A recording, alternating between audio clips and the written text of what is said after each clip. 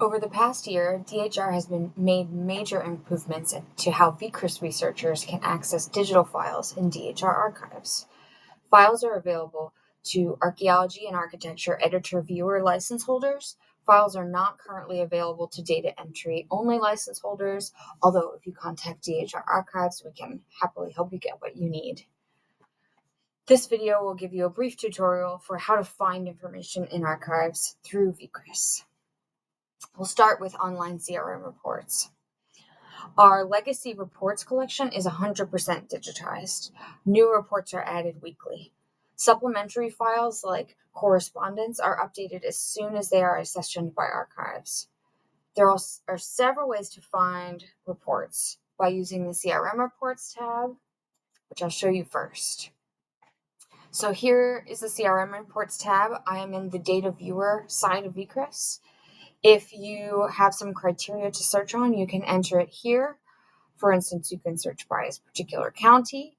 Let's see what is available in Bath County for CRM reports. So here are a list of all reports in Bath County. Many of these are archaeology reports, so they are not for public distribution. If you click on a particular report, you will find a zip file for download. This will download the contents of the report folder. It will also provide an annotation of what is in that report, as well as a description of the sensitivity level of that report. Some reports, if they contain information on sensitive sites, for instance, sites that may contain human remains or funerary context, they may be excluded from VCRIS. You can reach out to DHR for more information on how to use the information in that report. But for the most part, most information is annotated and included as a digital download here by downloading the zip file. You can also search reports by a DHR ID or a report number. I'll begin with a report number here. I know the one I want to look for is CS 187. It's not in Bath County, so I'm going to clear that out. And I'm going to hit apply filters. So it's going to return a result for this CS 187 report in Chesapeake. And here we go. So there are a lot of attributes associated with this particular report, and it also is telling us that it's associated with archaeological site 44 CS 0303. A report could be associated with many sites, and they're all kind of cross-referenced here. Note that this cross-referencing is slightly manual, and we are sort of back annotating our many reports in our collection. So keep in mind that this is not perfect, and we're pulling together those data sources as we can.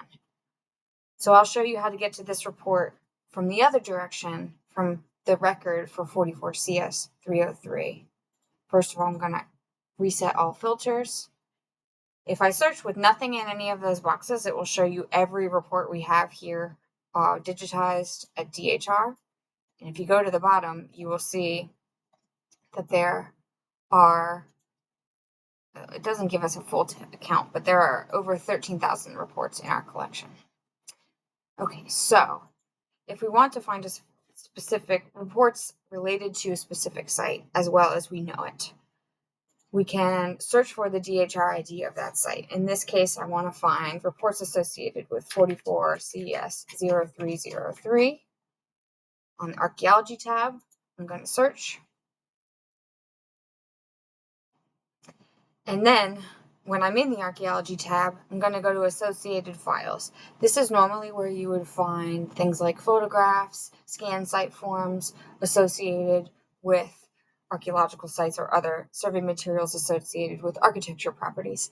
In this case, as you'll see in a moment, there are no associated files specifically connected to this site. However, we already know that there is a CRM report.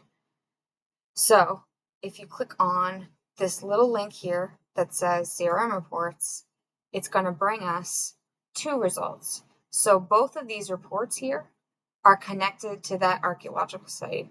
So it's one way of checking to see what we've got on file at DHR associated with that site.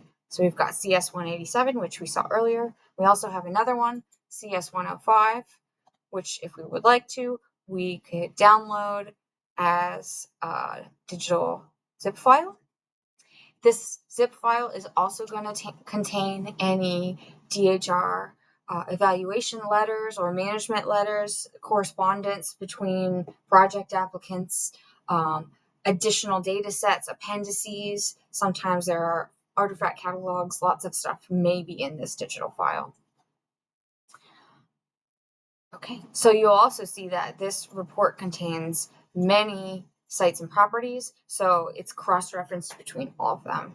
So there are lots of ways to get to it.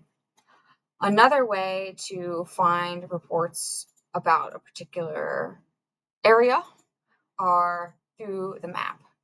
So let's see here.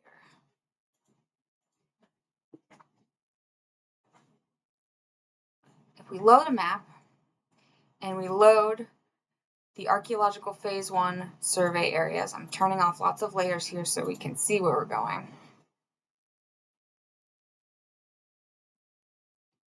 Eventually this is going to load in.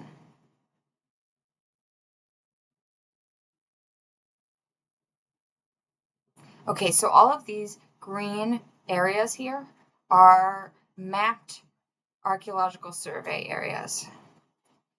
So if I click on one of these polygons, it's going to tell me that the area that I've clicked on is the report number CS067. Unfortunately, I cannot just click on this and go right to the report yet, although that is a feature that we would like to see soon.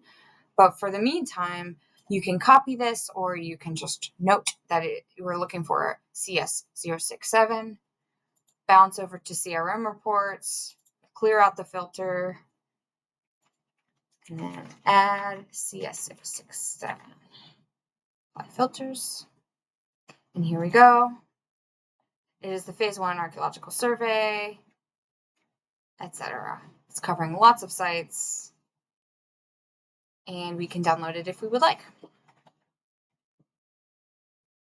So that pretty much covers CRM reports. We do update reports daily. However, they may not be searchable right away based on the fact that the way that we sync the databases. We sync the databases weekly approximately. So if you have questions about reports that you know should be available but you're not seeing, feel free to contact us. But these are regularly updated. Okay, so moving on to file attachments. While images and PDFs related to specific properties and sites have been available for some time, we have recently improved the connection to DHR servers. Going forward, new files are added as soon as they are accessioned by DHR archives. In 2024 and 2025, we've been working on initiatives to digitize archaeological site forms for old records, as well as legacy architectural records in our physical collections. So this includes information from pre-DSS, pre-IPS, pre-digital era surveys. It includes hard copy survey forms, as well as the front and back of photographic prints that we have in our physical collection. To date, we have comprehensively digitized the original site forms for pre-digital archaeological sites, as well as we've added nearly 150,000 digitized photos and documents from architectural surveys related to over 17,000 properties. We are still building this collection. New files are added to these collections daily. However, low resolution thumbnails are generated about weekly. So I'll show you how to access an architectural prop records, associated files, and tell you a little bit more about how to get there. Okay, so in this case, we're gonna search. We know we want to find associated files for a specific architecture record. So we're gonna look for 000-0064, because we know the DHR ID. Hit search here.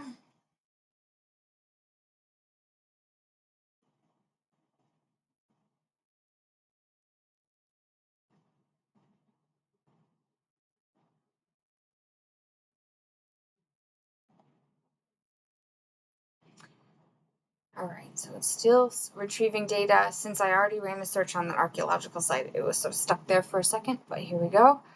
If I now click on associated files, it's going to show us everything we've got for this particular record.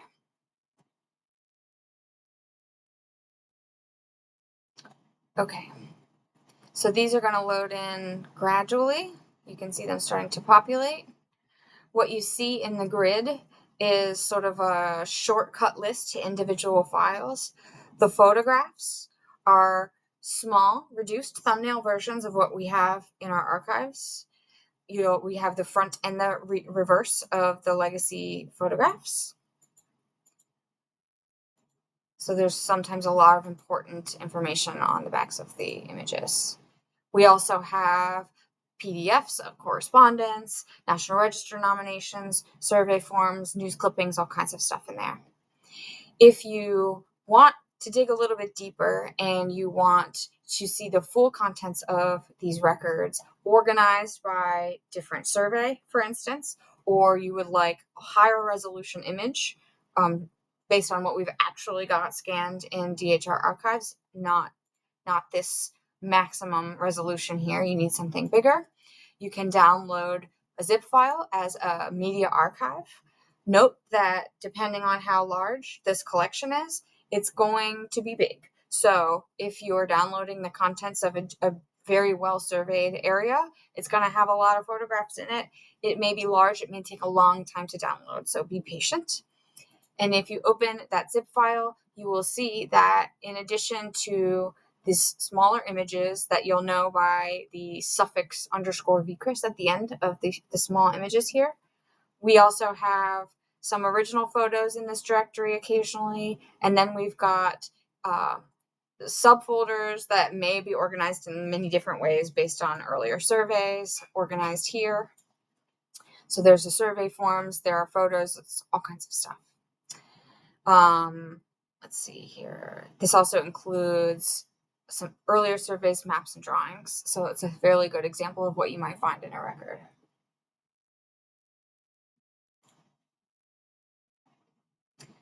If you are unable to find what you're looking for, feel free to contact DHR Archives. We may withhold archaeological information that is included in an architectural property. This can happen if there's an archaeological national register listing, because that always goes on the architecture side of things. So we have to pull that back a little bit. We can still allow access as needed. We'll just touch base with an individual researcher and provide you the information you need as you need it. As well as any attachments related to sensitive sites, even on the archaeology side. Those include burial contexts, funerary elements, essentially, things like that. And it should be clear on screen that you're in an area that has some restricted information and you can contact DHR Archives.